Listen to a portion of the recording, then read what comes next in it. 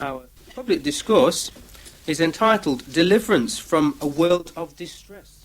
So please have your Bibles ready and give your attention now as Brother Shaw takes us through the pages of God's Word, the Bible. Would you not agree that things are not always as they seem? Now, an example of that was found back in the year 1912. Now, I wonder, to get your sort of minds working now, I wonder whether you can try and see what I'm talking about if I give you a few clues. Okay, so you've got the year 1912. It was hailed as man's proudest engineering achievement. Okay? It was the world's largest ocean liner, and it had aboard 2,207 souls. Are you there yet? Need I go on then? The meaning of its name was of enormous magnitude, force and power. The ship was called Titanic. And sadly, it's gone into the history books in an infamous way, hasn't it, rather than in a positive way. Just to help us with this illustration that we're going to use through our talk. The theme of today's talk, by the way, is Deliverance from a World of Darkness. And we just want to put a little picture on the board to try and illustrate an interesting point about what happened back in 1912.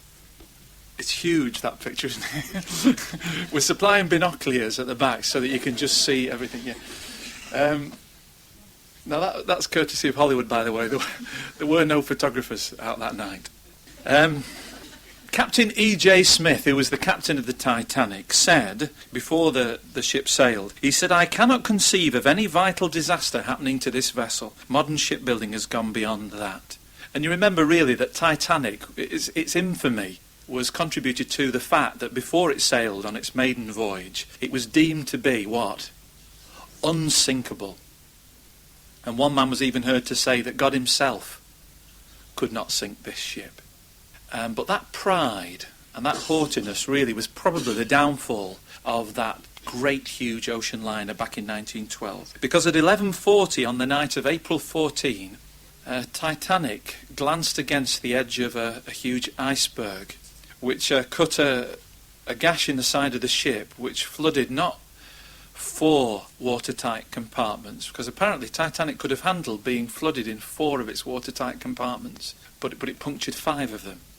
And that started a gradual dip, bow first, into the icy waters of the Atlantic, there on that ice-cold night with a perfectly clear sky. Now, we said at the beginning that the one thing about that life, sometimes things are not always as they seem. One interesting fact about the Titanic was that for the almost 3 hours it took for Titanic to sink, the lights and the heating stayed on for nearly the whole time. That's why, if you can see from the picture, why we've chosen like a modern picture from the film Titanic, was just the fact that you can see that in the darkness of the mid-Atlantic, with nothing around for miles and miles, it looks so bright and warm, Titanic. And its sink was so gradual. What it created, apparently, from eyewitnesses and survivors of the Titanic, was that it made them feel that really safety was on the ship. Everything was bright, everything was warm, but everybody was being encouraged to leave the ship, get onto lifeboats, and sail out into the icy, cold mid-Atlantic. And people were saying, well, no, they'd been told it was unsinkable. They didn't want to get in the lifeboats. They felt that was safe and secure. Now, what we want to do really is use that as an illustration of this system of things. Whereas Titanic seemed like the safest, warmest, brightest place to be, just the opposite was true. The safest place to be was sailing out on lifeboats out into the darkness of the mid-Atlantic. Well, it's the same today. This system of things seems to be at its brightest point in history. People try and tell us that this world has never been lighter or brighter. They state as examples things like living standards. Who can remember, perhaps just to use an illustration, just within the short lives of our audience today, who can remember that if you needed to go to the toilet in the middle of the night, where did you have to go? Down the garden. But I mean, none of us are really old here, are we? And yet within just our lifetimes, we've seen such a tremendous advancement in living standards. Now indoor plumbing is absolutely the norm, isn't it now? Who's ever had a bath? In a tin bath? Yeah, in a tin bath in front of the fire. I mean, for some younger ones here, they'd say, well, that's ridiculous and nobody'd ever do that in this life. But yeah, that was... In next to no time, living standards have increased tremendously. We're so comfortable now in this part of the world anyway, and in the Western world, aren't we? They state transportation. Ever since Henry Ford started with what he called his Model T Ford, which was the first production, mass-produced automobile, would you say the cars made an impact on this world? Tremendous. Some historians feel that the automobile has made the biggest impact of any technology that's been invented in the last 100 years or so. Because now we not only use the car to get to work, but now cars are used for holidays, aren't they? People travel at weekends, they like to go out in the car. It's changed people's lives tremendously, the automobile. Communications. Who'd have thought, say 100 years ago, that you could stand not attached to anything else anywhere near you, and you could talk to somebody in Australia while you stood on the high street in Derby? But is that possible today? It is. Your messages are being bounced probably through a cell, for a cellular phone, bounced off a satellite, maybe off 2 satellites, and then round to the other side of the world, and you don't have to be connected to anything. That is amazing, isn't it? Healthcare is so much better than it's ever been. They're looking now, they feel that they've got some kind of test, an early test now for tuberculosis. Did you hear this week on the news? And they feel that with this early test that they might be able to eventually eradicate TB, which is one of the most deadly killers in this world today. And advancements like that. They've now mapped the human genome. It's taken them years and years to do it, but they've just completed it just in the last few months. So they've made a complete map of the human genome. I mean, it's phenomenal, isn't it? What's been achieved. So can you understand, just thinking about Titanic, it looks so bright there, doesn't it? Shining on those dark waters. And people look at this system of things and think, my goodness, it's marvellous. It's as bright as it's ever been. But what also is happening to Titanic on that picture? It's sinking. And we could say that also, at the same time as these bright advancements that have been made in this world, could we really say that spiritually and morally, this world is sinking? It's sinking very gradually. And that's almost been what's caused it to sink, that people have not perceived that it's sinking. But let's just give a few examples to show. In fact, before we do that actually, we'll just have a look at how God himself in his word, the Bible, describes this system of things. Let's have a look at Isaiah chapter 60. This is like our theme scripture. Isaiah 60. So the leaders and the politicians of this world and the scientists are saying that this world is at its brightest, lightest point. But look how Jehovah God inspired the prophet Isaiah to describe the world that we live in today. Isaiah 60 and verse 2, but we're just going to read the A part of it, the first part of verse 2. Jehovah says, for look, darkness itself will cover the earth, and thick gloom the national groups. So at a time when the world would see everything as being bright, Jehovah says that in some respects, and we'd say this was probably in a spiritual way, there would be a dense darkness over this world at this period of time. Is that so? Is the world really sinking morally and spiritually? Well, let's just look at a few examples of it. Sexual immorality today is rampant, isn't it? They just interestingly, just on the newspaper, just in the last couple of weeks, they interviewed some 11-year-olds. And they were saying that a great percentage of 11-year-olds, when they interviewed these young 11-year-olds, very few of them at school these days are still virgins. That there are 11-year-olds at schools in the UK who are sexually active. At 11. Now, what else? Marriage. They've just finished the report from the census. Do you remember a year or two ago we all had to fill in that great yellow form, the national census? We had to fill in all that. Well, they've just compiled, because obviously there were millions of copies of these censuses that they had to process. They've just processed them. They now say that married people are now in the minority. That couples that are just living together, are partners, as they say, are now in the majority in the UK. So where there are a couple living together, now the minority are married. So marriage is becoming completely out of date. You see, from God's eyes, can't you see how dark that would look? when people have ignored Jehovah's arrangement for the family with marriage there. Recently it was just reported that now in this country, in the UK, 1 in 5 conceptions are aborted. 1 in 5 conceptions. So respect for life is now being 20% of all conceptions are now aborted. Isn't that a frightening statistic? How many millions of little conceived embryos are destroyed? What a world. While we've got all these advancements, isn't it a dark and dismal world in that way? Crime. They say that they try and massage figures sometimes and make crime figures look as though they're dropping. But what they always say, and they always have to say, the crimes that are always on the increase are violent crimes. We notice that. We were just talking yesterday, it was on the radio about a crime that was taken where a dad was with his young children and he was near some 18-year-olds who were using foul language. And I don't know whether you heard about this, but he went back afterwards just to have a word with these 18-year-olds to say, he had his little children there and they were using foul language. Would you be a bit more thoughtful? And he went to shake their hands and all that, and as he's walking away, they attacked him, these 18-year-olds, and beat him up so brutally that he's like a living sort of vegetable now. He has to be fed through his stomach, and they just kicked him and kicked him and kicked him until he was on the edge of his life. His wife didn't even recognise him, and they just passed sentence, and they've been given fairly long jail sentences as well just recently.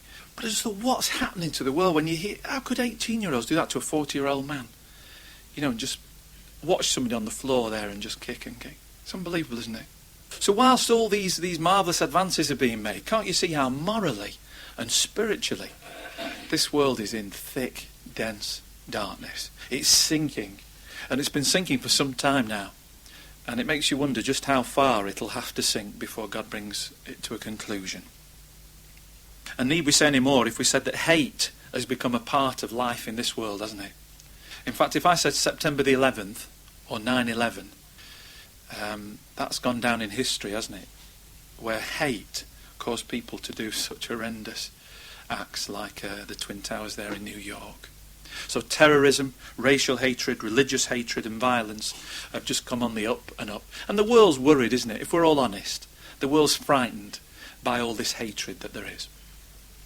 So what we want to do for the rest of the talk, having really set the scene that even though things look bright, just like for Titanic back there in 1912, they look bright, but things are not as they seem. This world is sinking. For the rest of the talk, we want to have a look at basically who is responsible for this sink into darkness. When will this darkness end? And as the theme of our talk really looks at, how can we be delivered from this darkness into God's light and life? So those are the three things we're going to look at. Let's have a look at our first question then. Who's responsible for this world's darkness? Have a look at Ephesians chapter 6 with me. This is a fascinating scripture. Interesting thing about icebergs. We use the expression the tip of the iceberg. Why is that an expression, the tip of the iceberg? Well, the interesting fact about icebergs is that what you see of an iceberg is something like 5% of its actual mass. So 95% of the iceberg is submerged beneath the water, invisible to human eyes. And if you will, the thing that sunk the Titanic was not the tip, but it was what was underneath the iceberg that would have pierced the side of the ship. Now thinking about that, thinking that the unseen caused the disaster to Titanic, could it be the unseen that's causing darkness in this world? Ephesians chapter 6, and we're going to have a look at verse 12. In verse 11, the Apostle Paul encourages Christians to put on a spiritual suit of armour. But then in verse 12 he explains why. He says, because we have a wrestling not against blood and flesh. In other words, the things we can see. He says, but against the governments, against the authorities, against the world rulers of this darkness. Who are they? Against the wicked spirit forces in the heavenly places. The Apostle Paul gives us an insight into what's behind the world's darkness that humans would never ordinarily know. But what he's saying is, behind this slow sink into darkness, there are unseen wicked spirit forces at work. And did you notice what he called them? He called them world rulers of this darkness. It's as though they're like puppeteers, invisible in the heavens, because that's the whole point of puppeteers. Why puppets are so interesting is that who can't you see? You can't see. It's always designed, isn't it, in such a way that you can't see the ones that are pulling the strings, can you? And in a way, that really illustrates that wicked spirits, the Bible calls them demon angels or rebel angels, who rebelled against their creator Jehovah God and are now trying to cause this world, just like Titanic, they want it to sink deeper and deeper into moral and spiritual darkness. And it's as though they're pulling the strings. Interestingly, the book of Daniel, going back into history, Daniel said there was a prince that he called the Prince of Persia. And he also spoke about a prince of Greece. The Bible indicates that these two princes were not earthly princes. They were angelic princes or demonic princes.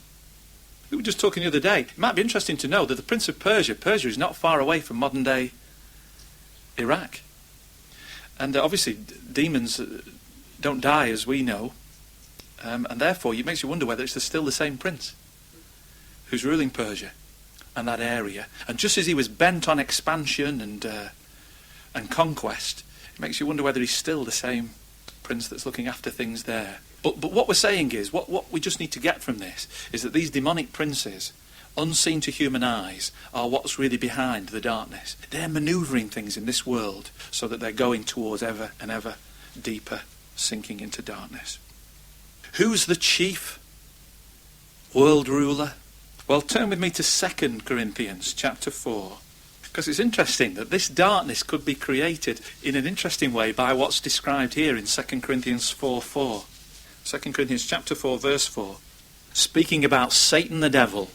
Look how it describes him. It says, among whom the God of this system of things has blinded the minds of the unbelievers, that the illumination of the glorious good news about the Christ, who's the image of God, might not shine through. So how is he creating darkness? Well, he's blinding people. Now, anybody who was to blind another person is no friend of that person, are they? But obviously a blind person is in darkness, aren't they? They just can't see. And that's what Satan the devil's doing. He's making it so that people out there, they can't see just how dark this world has really become. Because he's blinding people's minds so that the light of Christ cannot shine through and penetrate. So that's basically the answer to our first question. Who's responsible for this world's darkness? Well, it's Satan and his wicked spirit forces in the unseen heavenly realm. When will this darkness end? Well, are you ready for a graphic description? Settle down in your seats and brace yourself. We're looking at Zephaniah chapter 1. We're just going to briefly discuss this. There's an awful lot in this. We're always looking at Zephaniah, aren't we? It's just before Haggai. To help you, isn't it? Zephaniah chapter 1. Look at how the prophet here describes when Jehovah will bring an end to this darkness. Because Jehovah is light, the scriptures say, and there's no darkness in union with him. So he's determined to end this darkness. We're interested in knowing when. Have a look at verse 14 onwards of Zephaniah chapter 1. It says, the great day of Jehovah is near. It is near. And there is a hurrying of it very much. The sound of Jehovah, the day of Jehovah, is bitter. There a mighty man is letting out a cry.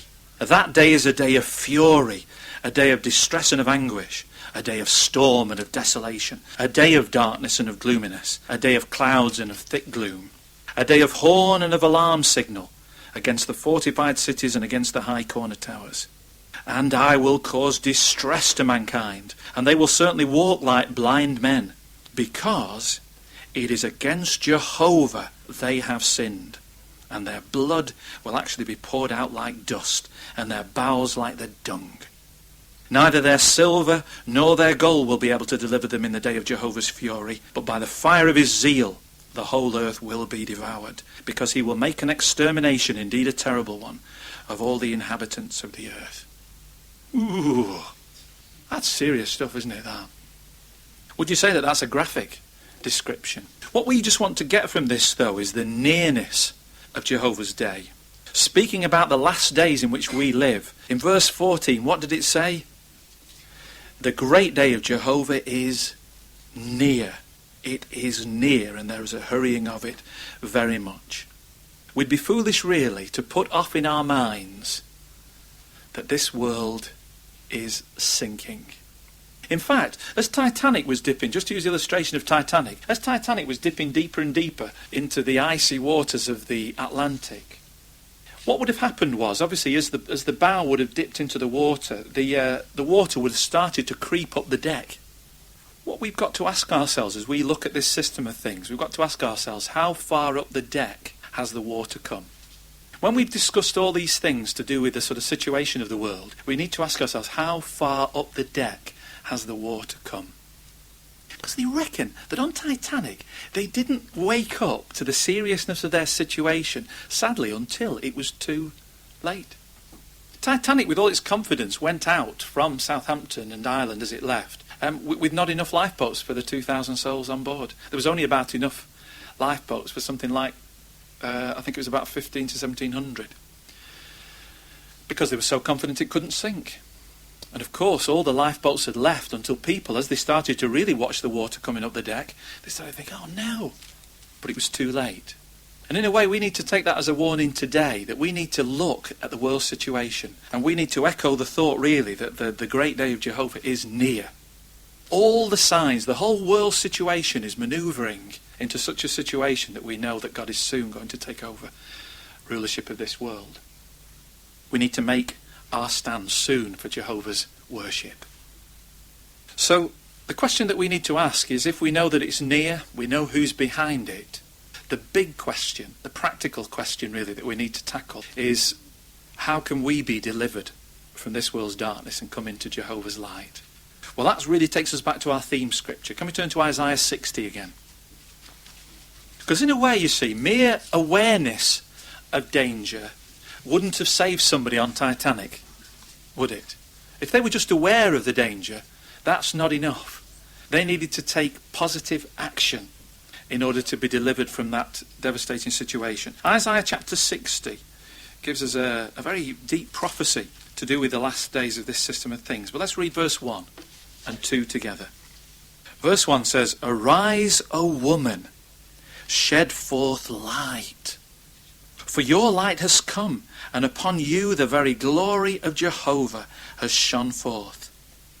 For look, darkness itself will cover the earth, and thick gloom the national groups, but upon you Jehovah will shine forth, and upon you his own glory will be seen." What's the meaning of this prophecy? Well, let's analyse it. Let's have a look first of all again at verse 1. We're introduced, or we're shown in vision, a woman. Now it seems that she's either sat or lying on the floor. And the invitation is made for this woman to arise and shed forth light. Well, this woman really is representative of Christ's anointed followers on earth during the last days. After the World War, Christ's anointed followers were, if you will, they were knocked down so that it was as though they were lying down and they were in a prostrate condition there. But in 1919, as history testifies, God's anointed followers were invited to arise and shed forth light. Since 1919, Bible students as they were then, and Jehovah's Witnesses as they're now known, started to shed forth in a tremendous way spiritual light, so that people could be delivered from the darkness of that old world. And could you imagine, just after the First World War, the world would be reeling from that, wouldn't it? If ever it thought, because they said just before the First World War, they said that things never looked brighter, did they? And then through a silly set of circumstances, through the assassination of an archduke in Sarajevo, the world was plunged into its worst conflict ever. But then soon after that, God sheds his light upon his people, and they start to shed forth spiritual light to all the nations. There was only a small number of them to begin with. But how they started to shed forth light. So much so that as their light, their spiritual light, the knowledge of Jesus Christ and his role in God's purpose started to be shed to the earth, at the last verse of Isaiah 60, just have a look at the last verse, verse 22. This is what was prophesied as they were to shed forth this light. It says, "The little one himself will become 1,000, and the small one a mighty nation. I myself, Jehovah, shall speed it up in its own time. And isn't it amazing to think that a small group of anointed Christians back in 1919 have now grown and grown and grown, so that there's over 6 million witnesses of Jehovah shedding spiritual light all over the world. Literally all over the world. Isn't that an amazing fulfillment of Isaiah chapter 60? But just knowing that this is where spiritual light is to be found, again, is not sufficient for us to be delivered from this world of darkness. We need to take positive action, steps, in order to be delivered. We're going to look at 4 steps that we all need to take if we're to be delivered from this darkness, to survive, if you will, the slow sink into disaster for this system of things. So we're going to look at them one by one. Okay. Now, point number 1. Let's turn to Matthew 24:45. Matthew 24. Matthew 24 is Jesus' response to the disciples asking him when would the end of this system come.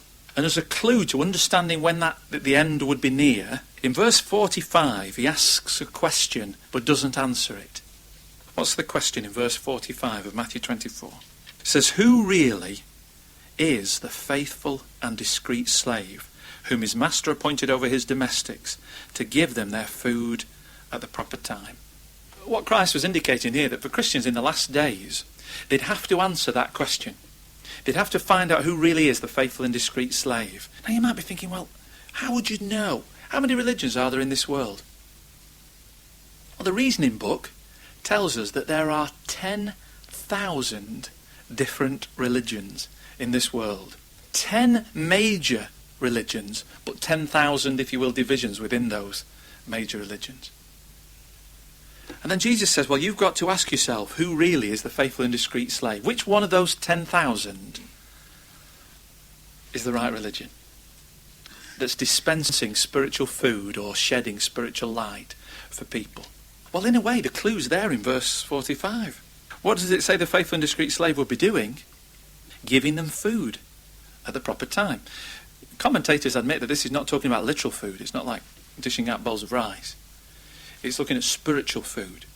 Who today, in obedience to the direction of Jesus Christ, could we say as an organisation, are dispensing spiritual food at the proper time for all mankind to benefit from?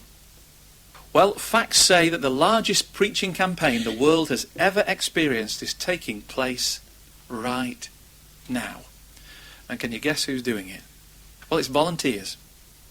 Over 6 million volunteers at no wages, no cost at all, cost to themselves, but for no reward, are going out and shedding spiritual light for the sake of others. If you will, our point number 1 that we need to do is, first of all, identify who is shedding spiritual light today. Who really is the faithful and discreet slave. And once we've identified it, we need to associate with that organisation. And we feel confident that organisation is Jehovah's Witnesses today. So, if you will, if you're on the Titanic, you see, you'd be listening to stewards. And interestingly, another word for servant is steward. Interestingly. And the stewards would be giving direction as to which way to survive this situation. Now, it's up to us, really, to find those stewards and then to listen to what those stewards have to do to direct us. If you will, we've got to find the right lifeboat that's going to mean our survival in this whole system. Point number 1. So identify who's shedding forth spiritual light today. Point number 2, Matthew chapter 5 this time. Now these are Jesus' words in the Sermon on the Mount. And if you will, these 5 points are the sort of these 4 points, are chronological. So once we've identified the source of spiritual light today, what do we then have to do? Well, look at verses 14 to 16 of Matthew 5. It says, you are the light of the world. A city cannot be hid when situated upon a mountain. People light a lamp and set it not under the measuring basket, but upon the lampstand, and it shines upon all those in the house. Likewise, let your light shine before men, that they may see your fine works and give glory to your Father who is in the heavens. So once we've identified where the light is emanating from, what does Jesus say we have to do with our light? Well, he says there, he says, in verse 16, he says, likewise, let your light shine before men. It would be criminal, really, if we'd found the source of spiritual light, but then we kept it to ourselves. It would be as though, how does Jesus put it? It would be as though we put our lamp under a measuring basket. It's as though we've got our little light now. We know where the light is, but we're quite happy with that. No, what he's saying is if you've got the light, you need to shed that light to still others. What happened back on Titanic is an interesting illustration of this.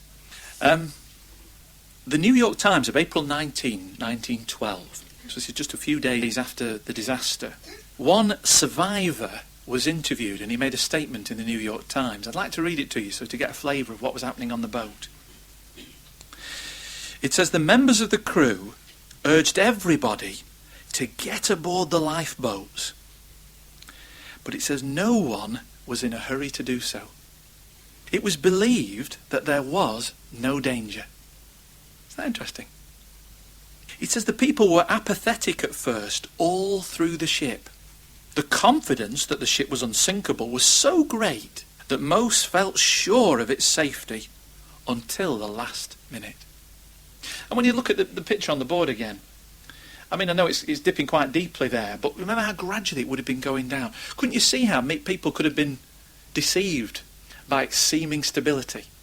A big solid ship like that, but gradually dipping into the water. It says one of the stewards told us afterward that he'd knocked at the door of a woman repeatedly. You can imagine, can't you, if lives were at stake, there'd probably be a lot more vigour in the knock than that. But he knocked at the door repeatedly, but she refused to move. It says finally, he tried to drag her out, but she fought him off, till he finally gave up, and she went to the bottom of the sea, it is thought, while still in her stateroom. Isn't that amazing? You see, if you will, that steward had a responsibility, didn't he? As soon as he knew the danger that the ship was in, what did he have to do? He had to warn people, didn't he? Had to go from door to door of all those people and tell them.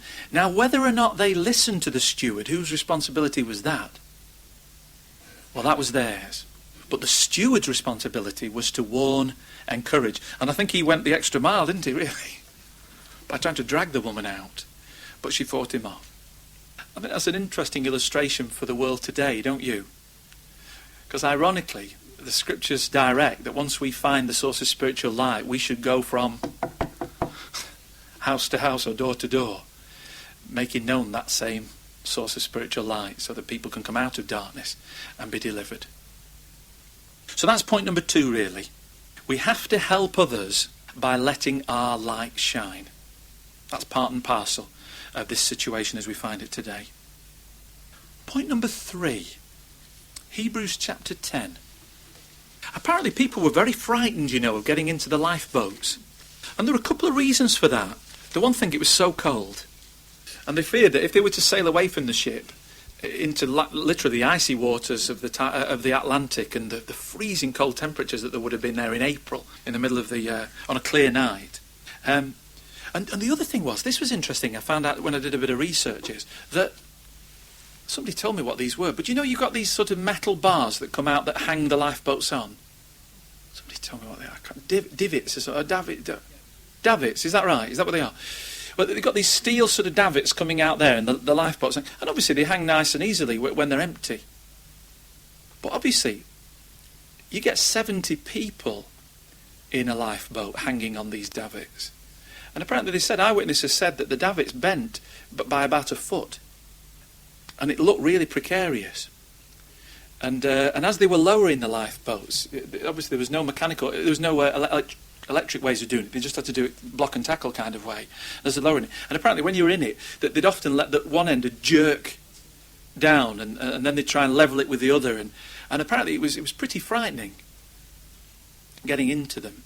Plus, apparently, people on the deck were laughing, saying, "You'll be back, you'll have egg on your face, you fools." And then when they went out into the Atlantic, when they were sailing away from the boat, the cold was, they said, almost unbearable. But do you know how they survived once they'd actually got on the lifeboat? Well, one survivor said, they said the cold was unbearable. This is to quote. She said, "We huddled together to keep warm." In other words, they would only survive the icy cold temperatures out there if they huddled. In other words, they needed each other. Have a look at Hebrews chapter 10 to see really where that illustration leads us. Verses 24 and 25 of Hebrews 10. It says, "And let us consider one another to incite to love and fine works, not forsaking the gathering of ourselves together," huddling, "as some have the custom, but encouraging one another, and all the more so as you behold the day drawing near." That clear scriptural direction and command is for Christians to meet together, not forsake gathering together. Jehovah's Witnesses have 5 weekly meetings. 4 of those meetings are on 2 evenings, on a Tuesday and is it a Thursday? Tuesday and a Thursday here. Yeah, Tuesday. So it's the school and service meeting on a Tuesday, and on a Thursday in private homes we have the congregation book study where we consider the prophecy of Isaiah, and then here on a Sunday at 1:30 for the public talk and then a consideration of the Bible with the aid of the Watchtower. We'd really encourage all of you and any of you to make these meetings a habit. If you will, it's too difficult to walk in the light on your own in this system of things, and Jehovah God knows that. That's why he's given a clear command in Scripture that we need each other. We need to gather together. Just to use an illustration of this, I remember a brother shared this and I thought it was a really good point. Has anybody ever, you don't have to confess to this, but has anybody ever joined sort of Slimming World or Weight Watchers? Don't confess. But it almost puzzled me that obviously if you wanted to just cut down your eating, you could just get a diet sheet and just follow it. Why bother paying every week to be a member of Weight Watchers and going and having a meeting and a weigh-in and things like that? Why did they bother? Why did they join when they could do it on their own? Well, they know that for encouragement's sake, they need to have the encouragement of other people. And that's why they're willing to pay to go and congregate so that they can talk, and they're like-minded ones, you see, so that gives them the motivation to keep going. Can't you see, if Weight Watchers realise that works? No, it's not a very good illustration of it really, but can't you see how Jehovah God would also see that that's vital for Christians today, really? We've got to huddle if we're to keep going through the end of this system of things. So point number 3 is really, we must assemble with others that are in the light. The final one is 1 John chapter 1 and verse 6. So that's 1 John, that's right at the end of the Bible, isn't it? Chapter 1 and verse 6. It says, "If we make the statement we are having a sharing with him," the him being Jesus, it says, "and yet we go on walking in the darkness, we are lying and are not practicing the truth." The danger is, just using that as our basis, is that once we've left the darkness and come into God's light, it's a bit like being on one of those lifeboats, leaving the dark, the dangerous situation on Titanic. If after an hour Titanic hadn't gone down, what could there have been a temptation to do? To go back. What we're saying is, if we've come into God's light, don't be tempted to walk in the darkness again. Don't be nominal Christians. Make sure that we keep the zeal that we had initially when we first found the light. Let's maintain that zeal and keep shedding light. Because this system, Satan's system, is designed in such a way that it tries to draw us back. It tries to say, no, everything's fine over here. It's fine in the light over here. The other thing that we could do as well, I was doing a word search for Titanic on a computer, a program, and it came up with, it says there was an expression, and it was called rearranging the deck chairs on the Titanic. And that was in a dictionary, and it said that the meaning of that expression, rearranging the deck chairs on the Titanic, means a complete waste of energy. And I thought, well, that's interesting. The world has to admit that some things are a complete waste of energy in a given situation. So could you imagine when Titanic was dipping into the water, if we started to sort of set the deck chairs out in a new arrangement? Or started noticing that some of the brass needed a little bit of polishing. Yeah, they say you're crackers. Even though that could have been the job of the steward normally, the job of the steward changes when he realises that the ship is sinking. And that's really what we need to be careful, that we don't waste our energy on this old world. Why give all our time and energies to a sinking system when Jehovah wants us to come into the light and shed light, spend our time shedding light on other people? So that's point number 4.